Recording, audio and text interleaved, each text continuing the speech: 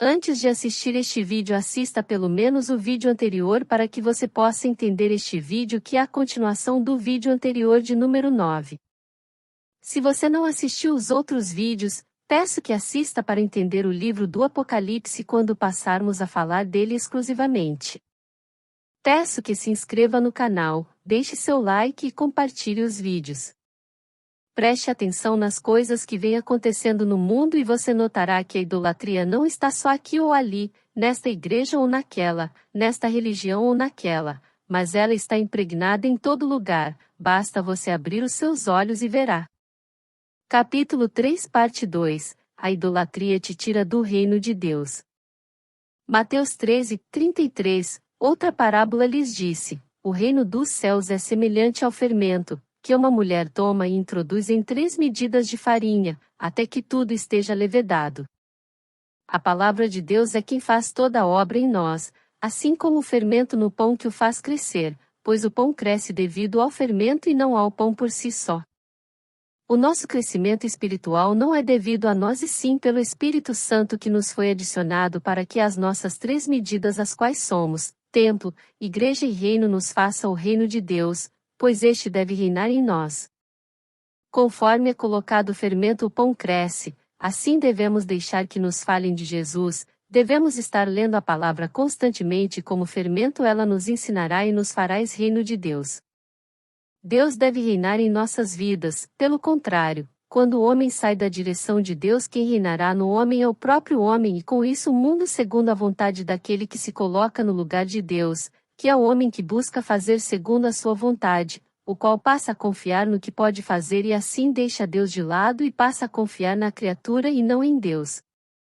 E quando o homem confia em si mesmo, o reino de Deus não cresce nele e sim o mundo através da idolatria de pensar que pode fazer mais que Deus em sua própria vida.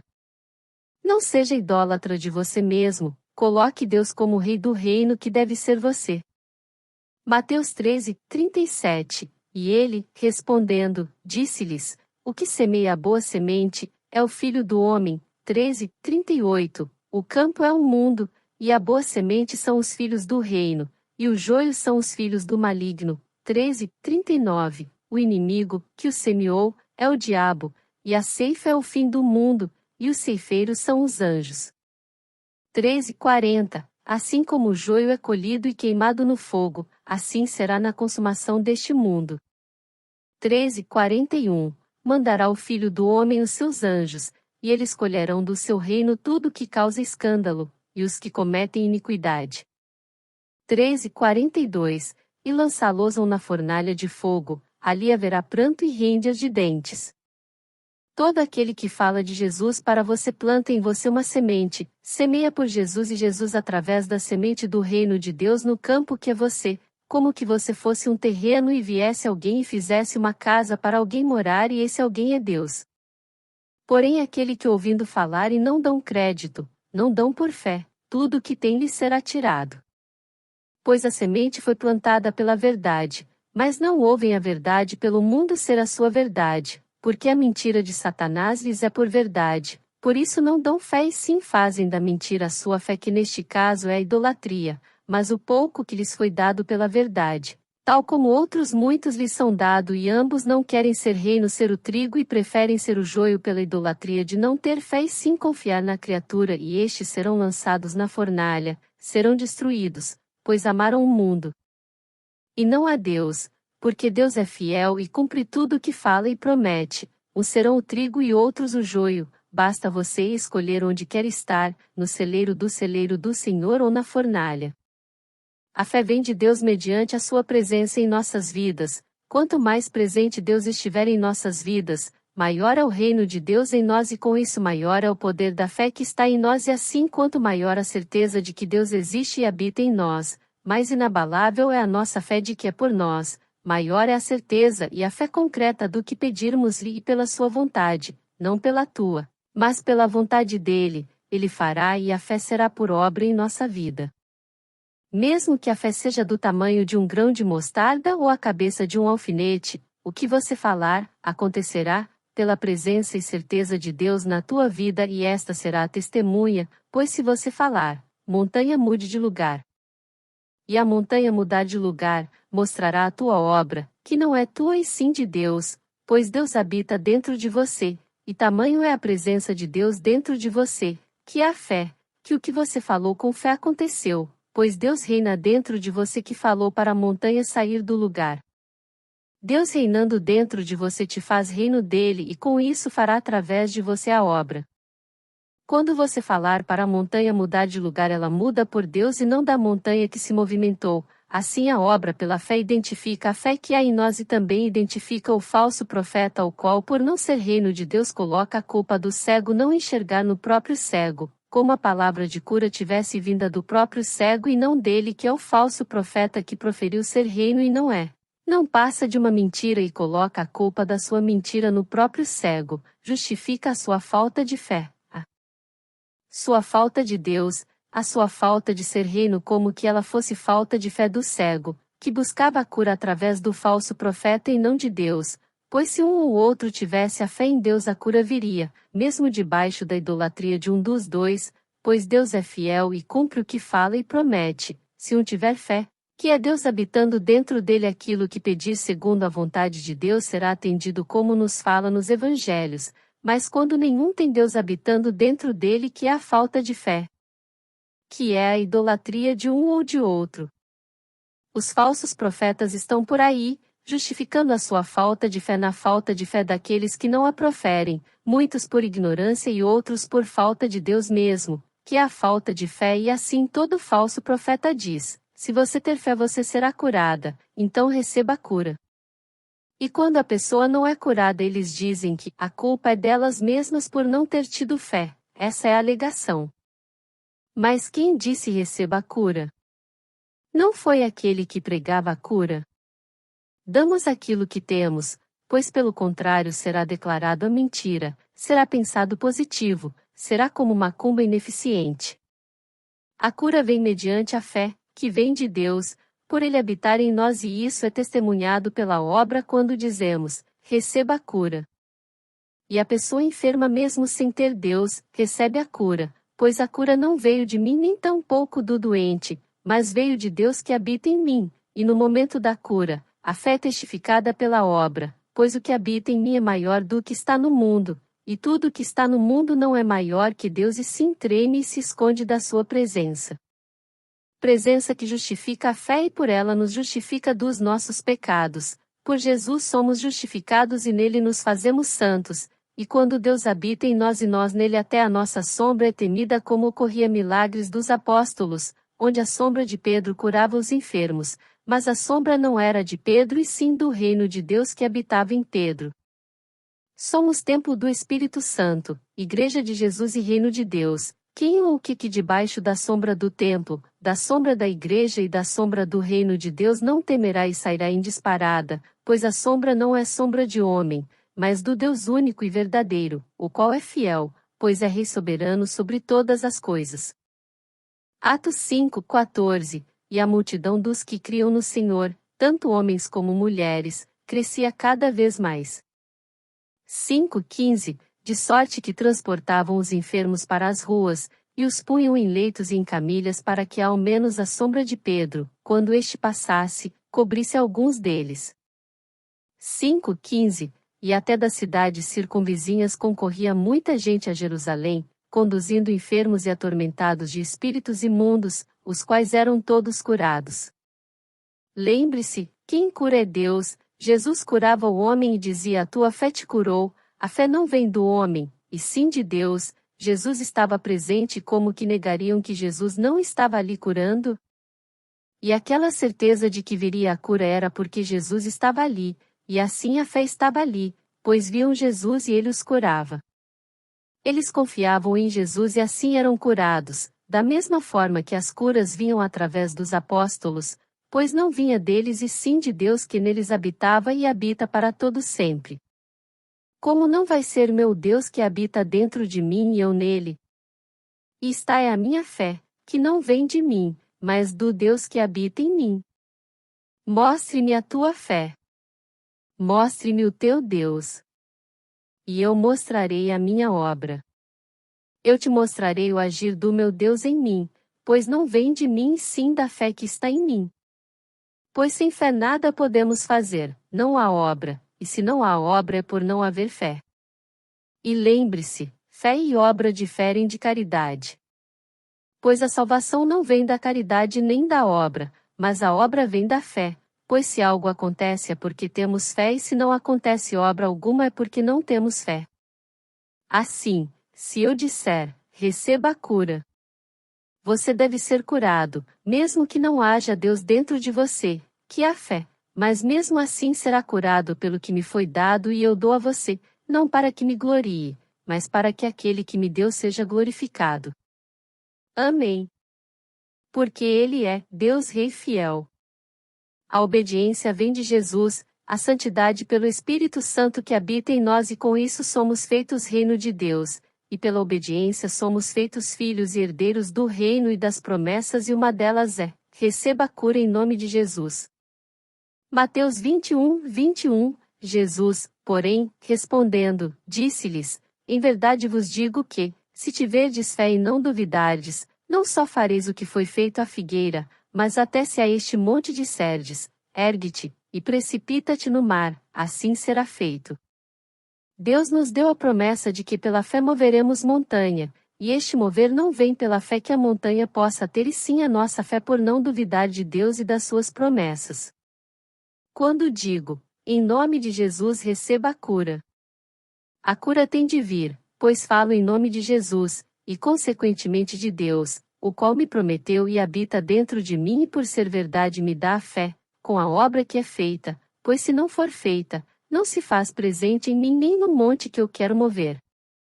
Assim se você tem a certeza de que Deus habita em você, é porque você anda segundo a vontade de Deus e não segundo a tua vontade ou a vontade do mundo, e pela vontade de Deus na qual você anda e faz nascer em você o reino dele e para ele, assim habitando Deus em você, tudo que vier dele será feito segundo a vontade dele e não a tua, pois a tua pode vir do teu coração, mas quando vem de Deus você tem a fé, pois esta não vem de você, mas vem de Deus que habita em você, e dizendo você, haja luz. Haverá luz, pois quem disse não foi você, mas sim Deus. Esta é a verdade e o testemunho, pois quando um homem de Deus falar, deve ser ouvido, pois quem fala ao homem, não é o homem, mas o Deus que habita naquele homem. Pois um dia o homem ouviu a serpente, mas não era a serpente que falava, mas o inimigo que falava através dela, a qual a obra foi testemunhada pela mentira mediante a idolatria e esta leva à morte. Mas a fé é testemunha da obra da existência e do reinado de Deus em nós e esta nos leva à vida eterna. Assim quando mostramos a obra, mostramos a nossa fé, sendo a existência de Deus em nós, porém quando não mostramos obra, não podemos testemunhar da nossa fé, mas a obra não salva e sim a fé, pois não vem de nós e sim de Jesus o qual fez e faz toda a obra, pois não somos nós quem faz a obra e sim o Espírito Santo de Deus que habita em nós. Devemos dar testemunho da nossa fé, pela obra que é a nossa vida. Se um dia matamos, roubamos e destruímos, estávamos comparados a um demônio, mas quando houve mudança, houve arrependimento, não houve por nós e sim pelo Espírito Santo que nos fez templo e passou a habitar em nós através de Jesus, que nos fez igreja e assim veio a nós o reino de Deus e Deus reina nele.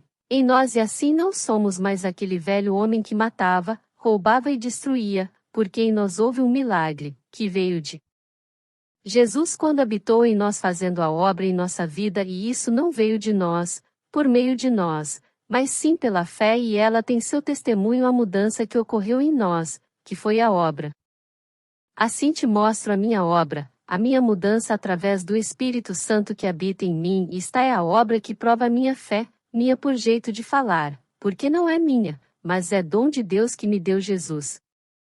Por isso não posso falar que tive de fazer algo para ser salvo, apenas dizer sim para Jesus e deixar Ele entrar me fazendo templo para o seu Espírito Santo e reino para o seu Pai que agora também é meu, pois sou a igreja de Jesus e em mim que sou 3 medidas de trigo, ao mesmo tempo que é ser templo, igreja e reino, assim habita os 3 que são um, o Pai, o Filho e o Espírito Santo de Deus, cada um segundo ao propósito de Deus, que é me salvar e me dar a vida eterna que não vem de mim, mas dele.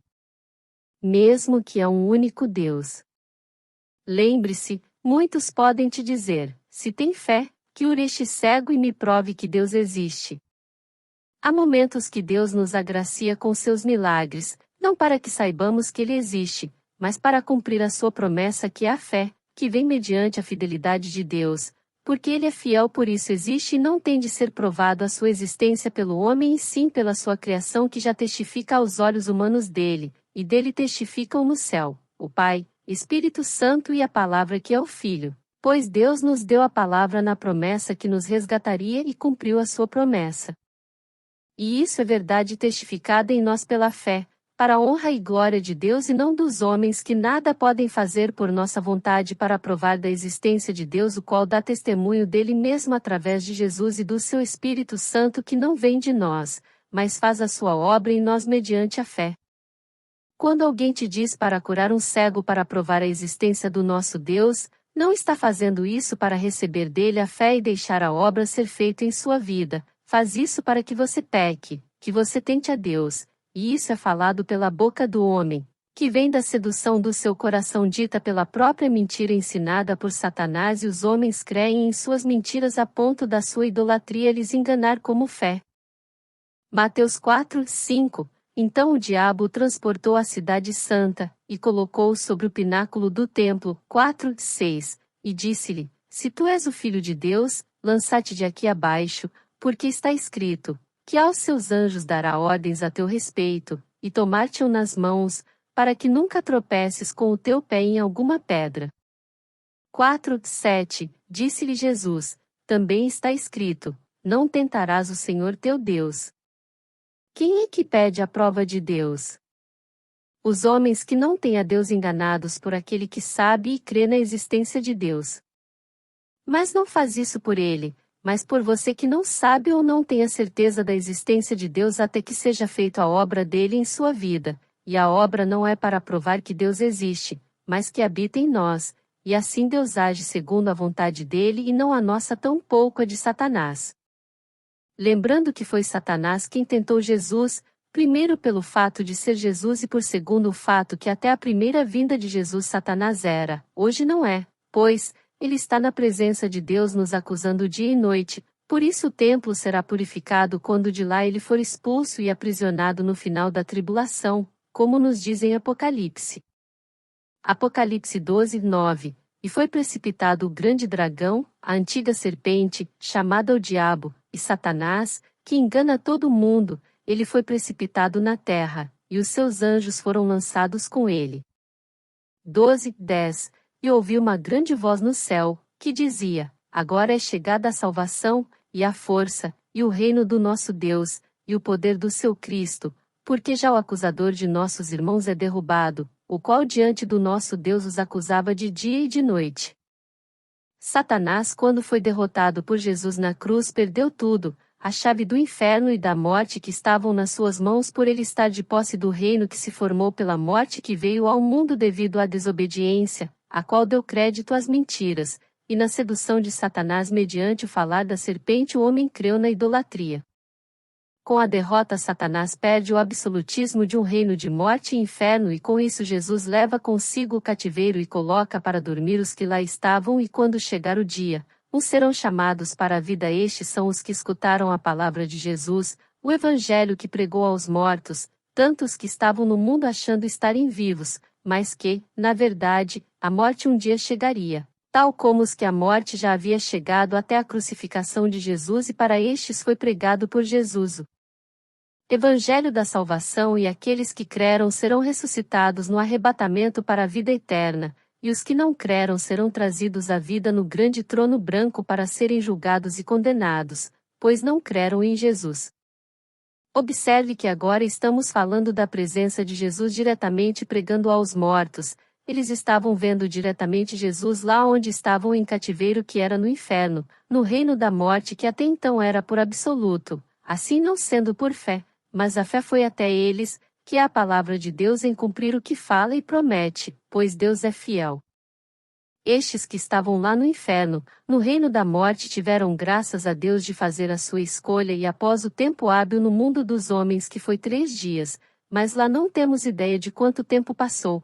Mas a verdade é que Jesus passou 3 dias pregando para os mortos e cada um fez a sua escolha diretamente. Depois disso todos foram postos a dormir até o dia em que cada um conforme a sua escolha seja ressuscitado ou trazido à vida para ser julgado, condenado e depois lançados no lago de fogo e enxofre, pois para estes Jesus pregou pessoalmente, não que hoje ele não pregue pessoalmente através de nós. Mas ali na pregação não havia ninguém a não ser ele e Deus habitando nele através do seu Espírito Santo. Satanás até este momento estava passeando pelo mundo, como vemos no livro de Jó que ele passeava pelo mundo, mas depois da morte e ressurreição de Cristo, Satanás se põe diante de Deus para acusar os vivos, pois aos mortos nada se pode fazer, pois cada um já havia feito a escolha. Aqueles que morreram antes de Cristo fizeram as suas escolhas diretamente na presença de Jesus quando ele pregou para eles, e depois disso os vivos têm de fazer a sua escolha ainda em vida, pois depois dela, na morte, nada pode fazer, porque vão estar dormindo aguardando, uns para o arrebatamento para a vida e outros serem trazidos à vida para serem julgados e lançados na morte. Assim, Satanás hoje na presença de Deus acusa os vivos e Jesus justifica os que são dele, os que escolheram por ele e não pelo mundo. A escolha hoje depois da primeira vinda de Jesus é feita ainda em vida, e para nós os vivos há Satanás acusando e Jesus justificando os seus. Assim o próprio Satanás não pode estar por aí no mundo ou no inferno, mas está contaminando o templo de Deus com a sua presença e Jesus está lá sentado no lado direito de Deus nos justificando das acusações de Satanás e dos nossos pecados até que Satanás seja lançado de lá quando a última igreja der à luz ao seu filho varão e com isso ele não terá quem acusar e Jesus irá se preparar para vir pela segunda vez fisicamente, pois hoje ele habita conosco espiritualmente através do Espírito Santo de Deus que nos consola. De Satanás não posso dizer o mesmo, pois ele não é onipresente, onisciente nem onipotente, por isso não pode estar no céu nos acusando e, em simultâneo, estar em outro lugar fazendo acordo com homens nem no inferno dominando, pois se assim fosse ele seria onipresente. Ele não é, mas consegue, com a abundância de demônios que há por aí e muitos homens fazendo também o papel deles, saber das coisas que acontecem no mundo e na vida de cada um, a ponto de acusar imediatamente diante de Deus o pecado que cada um comete. Atos 3:19 Arrependei-vos, pois, e convertei-vos, para serem apagados os vossos pecados, e venham assim os tempos do refrigério pela presença do Senhor. 3:20 E envie ele a Jesus Cristo, que já dantes vos foi pregado. 3:21 O qual convém que o céu contenha até aos tempos da restauração de tudo, dos quais Deus falou pela boca de todos os seus santos profetas, desde o princípio. 3:22 Porque Moisés disse aos pais: O Senhor vosso Deus levantará de entre vossos irmãos um profeta semelhante a mim, a ele ouvireis em tudo quanto vos disser. 3:23 E acontecerá que toda alma que não escutar esse profeta será exterminada dentre o povo. Em Atos 3:21 Deus nos fala pela sua palavra, o qual convém que o céu contenha até aos tempos da restauração de tudo, dos quais Deus falou pela boca de todos os seus santos profetas, desde o princípio.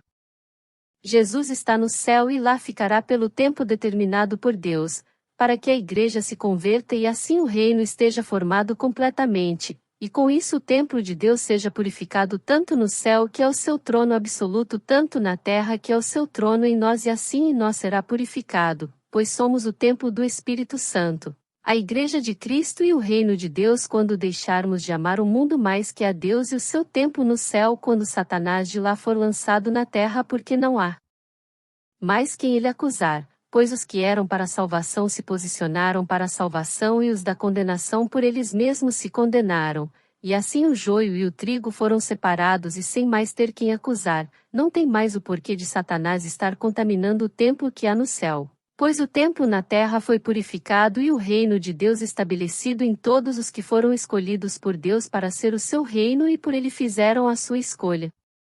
Assim quando não mais ter quem acusar Satanás será lançado para a terra, pois o templo de Deus em nós fomos purificados mediante o derramar do sangue de Jesus para a remissão dos nossos pecados pela justificação que vem de Cristo, nos fazemos em Jesus reino de Deus, templo do Espírito Santo purificado pelo sangue que foi derramado na cruz, para nos reconciliar com Deus após termos por herança de Adão a morte em desobediência a este Deus que nós é por Jesus, nosso Pai, do qual estávamos separados pelo pecado, e em pecado nos fazíamos reino das trevas, que não se faz amigo da luz e sim inimigo da vida, inimigo da santidade, inimigos de Deus, mas que pelo sangue de Jesus fomos conciliados com Deus, trazidos das trevas para a luz, trazidos da inimizade para a conciliação, não mais como criatura como era Adão e a sua descendência, mas sim como filhos que somos em Jesus herdeiros também do reino do nosso Deus e Pai.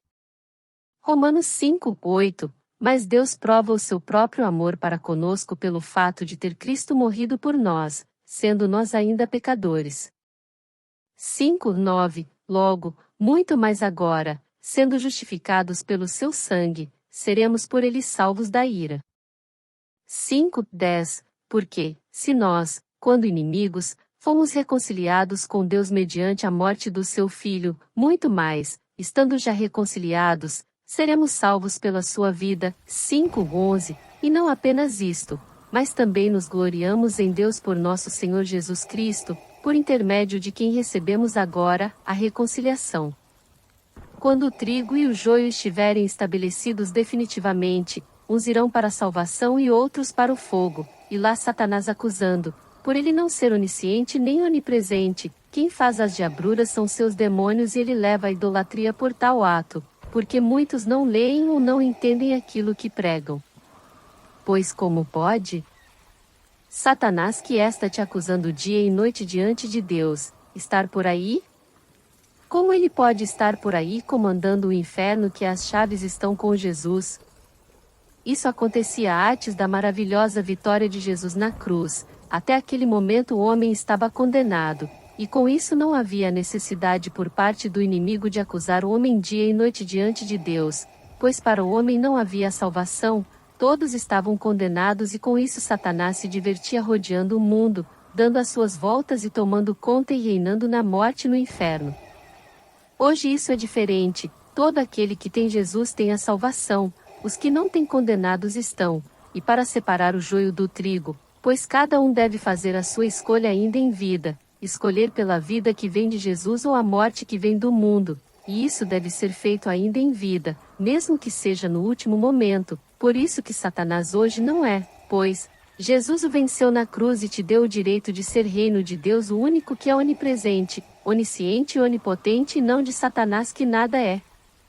A não ser pai da mentira, a idolatria, a qual ele mesmo criou, para enganar aqueles que por ele querem ser enganados, por isso estão aprisionados pela mentira que não vem de Deus e sim através do desejo e paixão do coração do homem seduzido pelas mentiras de Satanás, deixando de lado a fé e buscando na idolatria a razão de viver, mas neste caso é a prova o próprio testemunho do pecado, para quando lhe vier o dia do julgamento, o pecado seja por justiça a morte para os desobedientes, pela fidelidade de Deus, por este ser fiel e cumpre a sua palavra e promessa.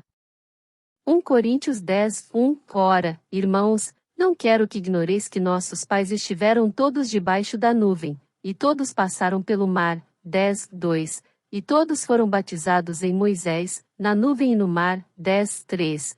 E todos comeram de uma mesma comida espiritual. 10:4. E beberam todos de uma mesma bebida espiritual, porque bebiam da pedra espiritual que os seguia, e a pedra era Cristo.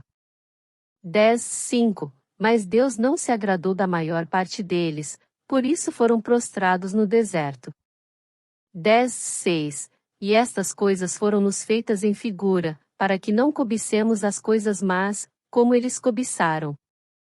10:7. Não vos façais, pois, idólatras, como alguns deles, conforme está escrito, o povo assentou-se a comer e a beber, e levantou-se para folgar.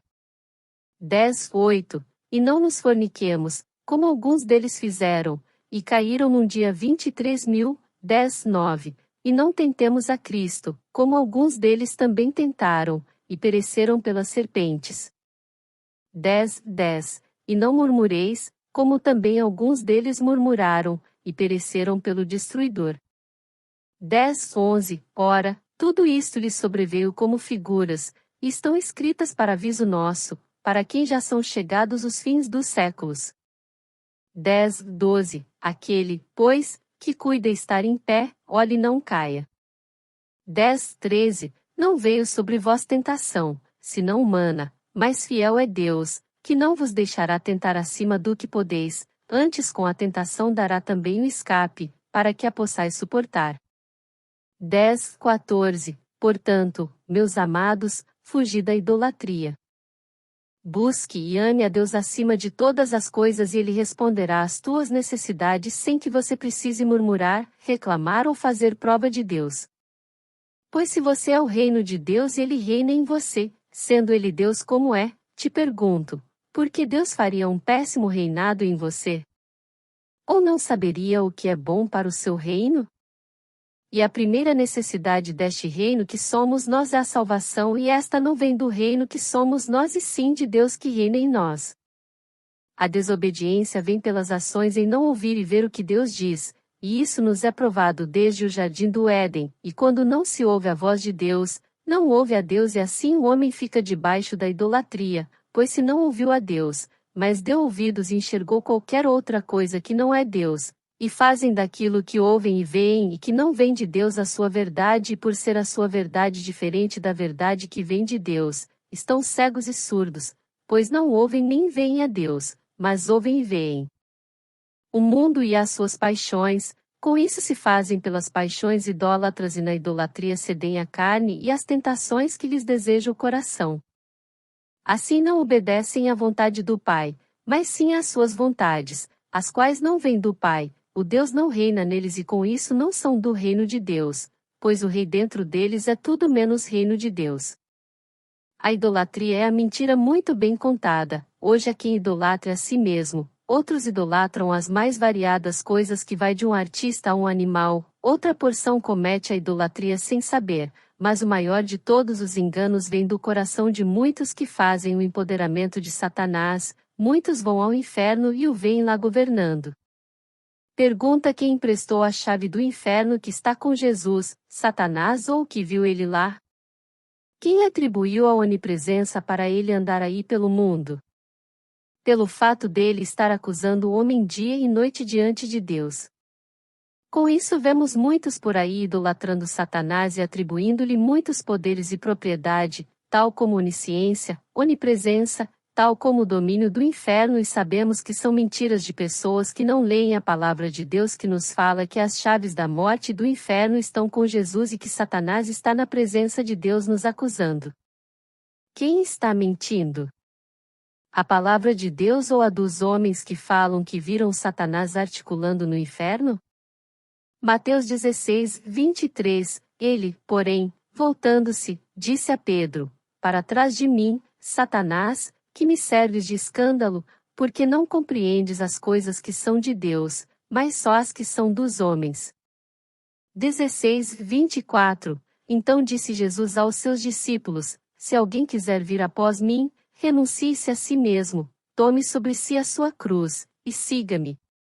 O homem entende as coisas dos homens, pois são homens, mas quando estão no reino de Deus, se fazem através de Jesus o reino de Deus, o qual habita em nós através do Espírito Santo, fazendo com que segundo a vontade e permissão de Deus possamos conhecer as coisas de Deus, mesmo que para os homens pareçam ser loucas, pois estes, os homens sem Deus não têm entendimento, pois dentro deles não habita Deus e sim um mundo, que mente para andarem segundo as suas paixões e mentiras e não segundo a verdade de Deus.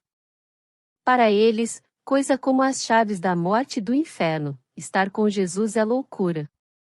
Tais como aquele que era, Satanás, o qual hoje não é, mas será por pouco tempo durante a tribulação e caminha para a destruição, é loucura. Quando dizemos que o reino de Deus habita em nós hoje de forma espiritual e quando Jesus vier pela segunda vez habitaremos com ele no reino físico prometido por Deus. Para muitos, essas coisas são loucuras, porque confiam na mentira e não, na verdade, mas quando andamos segundo a verdade de Deus andamos segundo Jesus e ele fez a vontade de Deus e não a dele, assim deve ser conosco, todos devemos andar segundo a vontade de Deus e não segundo a nossa vontade. Por mais que nos pareça uma crucificação resistir às coisas do mundo, que é por loucura dos homens, não se trata da cruz e sim da obediência para com a dificuldade de resistir o mal, e isso quem nos dá é o Espírito Santo de Deus que nos enviou para nos consolar, confortar e nos fortalecer, pois o reino de Deus está em nós e não no mundo e assim o homem vê como loucura, como fanatismo e extremismo. Para muitos somos fanáticos, loucos e extremistas, mas para Deus somos o templo, igreja e reino. Será que é fanatismo e loucura obedecer a Deus? Será se é fanatismo e loucura buscar a vida eterna? Será se é fanatismo e loucura buscar a verdade, que é Jesus? 1 Coríntios 1:18 Porque a palavra da cruz é loucura para os que perecem, mas para nós, que somos salvos, é o poder de Deus. 1:19 Porque está escrito: Destruirei a sabedoria dos sábios, e aniquilarei a inteligência dos inteligentes. Observe que para os homens e o mundo não é fanatismo e loucura o futebol, não é loucura as brigas de torcida, não é loucura os shows de música, as obras de arte, as guerras, o dinheiro, o consumismo, e muitas outras coisas. Isso tudo não é loucura e fanatismo aos olhos dos homens, mas tudo que se trata da verdade, de Jesus, de Deus é taxado como loucura, fanatismo e extremismo, pois o homem fala das coisas de homens e do mundo, mas o reino conhece as coisas da verdade que é Deus. 1 Coríntios 2:14 Ora, o homem natural não compreende as coisas do Espírito de Deus, porque lhe parecem loucura, e não pode entendê-las, porque elas se discernem espiritualmente. Sem Deus nada podemos entender, apenas o que o mundo nos conta. Assim observamos por aí várias e várias opiniões sobre deuses e tantos outros seres que os homens buscam através do mundo colocar no lugar de Deus, pois não tem a Deus, por isso não tem o discernimento pelo Espírito Santo de Deus das coisas de Deus, e assim nunca dão graças a Deus, pois não buscam nem conhecem a Deus. Mesmo quando lhe vier os cálices da ira de Deus, mesmo assim não reconhecerão que vem de Deus aquela ira, porque os seus corações e o mundo lhes ensinam que não há o Deus único e verdadeiro e sim deuses, a Mãe Terra, os seres evoluídos, o universo e tudo mais que o olho pode ver, a mão pode tocar e o coração pode ser seduzido, por isso lhes será dado na tribulação o sobrenatural das trevas de forma física e espiritual para provarem da idolatria, para que que é do barro, o carnal seja misturado o espiritual, o qual eles não conhecem e é forte como o ferro. Carne e trevas espirituais lhes serão dados e se fartem das suas paixões para por elas serem condenados sem injustiça, pois Deus é justo e nos deu Jesus, o qual nos deu a vida, mas para estes dará a morte por justiça, não por Deus ter escolhido por eles, mas por eles fazerem as suas próprias escolhas, e quando o homem anda segundo o homem, este buscará a morte, mas quando anda segundo a vontade de Deus, este homem se faz reino de Deus. Se faz em Deus uma nova criatura, a qual não busca a morte sim a vida que vem de Deus pela vontade de Deus. Fazendo em nós a sua vontade e não a nossa. João 4:34, Jesus disse-lhes: A minha comida é fazer a vontade daquele que me enviou, e realizar a sua obra. Lembre-se, há uma base, que é a obediência, que leva ao fundamento, que é a santidade e por justiça dá a vida e esta vem pela fé, pois Deus é fiel. Jesus comia a obediência, que vinha mediante fazer a vontade de Deus, fazer tudo o que Deus lhe ordenou para fazer. Pois seja feito a sua vontade aqui na terra como no céu. Esta é a nossa fé, a qual nos é por alimento, Jesus é o nosso alimento, para que nele façamos a vontade do Pai e não a nossa, e assim estaremos em obediência pela base, em santidade pelo fundamento e por justiça receberemos a vida eterna, que não veio de nós e sim de Jesus, que é a base, o fundamento e a justiça, pois uns receberão a vida eterna por justiça e outros serão lançados fora pela mesma justiça, que é Jesus. O pão e água nos dado como bebida e alimento e destes devemos comer e beber para que por ele façamos também a vontade do Pai e assim pela mesma vontade do Pai seremos salvos, pois a vontade de Deus é Jesus que nos dá a vida que vem dele segundo a obediência e fé. João 6:35 E Jesus lhes disse: Eu sou o pão da vida, aquele que vem a mim não terá fome, e quem crê em mim nunca terá sede. 6:36. Mas já vos disse que também vós me vistes, e contudo não credes. 6:37. Todo o que o Pai me dá virá a mim, e o que vem a mim de maneira nenhuma o lançarei fora. 6:38. Porque eu desci do céu, não para fazer a minha vontade, mas a vontade daquele que me enviou. 6:38. E a vontade do Pai que me enviou é esta, que nenhum de todos aqueles que me deu se perca, mas que o ressuscite no último dia. 6:39. Porquanto a vontade daquele que me enviou é esta, que todo aquele que vê o Filho, e crê nele, tenha a vida eterna, e eu o ressuscitarei no último dia.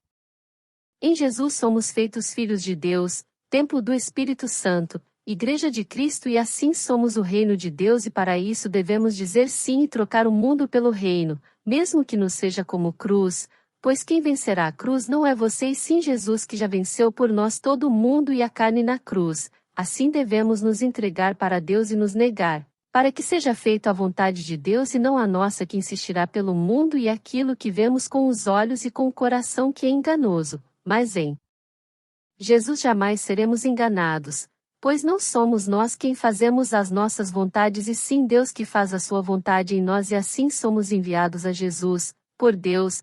Buscamos Jesus pela vontade de Deus em nós, que vem mediante a fé, bastando você apenas dizer: sim, eu aceito Jesus como o meu Senhor e Salvador. E não fará mais nada, tudo será feito pelo Espírito Santo de Deus, que passará a habitar dentro do seu templo, na Igreja de Jesus e no reino de Deus, que veio a você pela vontade de Deus. Jesus veio ao mundo, não pela vontade do homem, mas pela vontade de Deus que está no céu. Amém. Deus é Rei fiel. Assista aos vídeos anteriores e não deixe de ver o próximo vídeo do capítulo 3, parte final. Não deixe de curtir os vídeos. Deixe o seu like. Inscreva-se no canal e compartilhe os nossos vídeos. Que a paz do nosso Deus esteja com todos nós. Amém.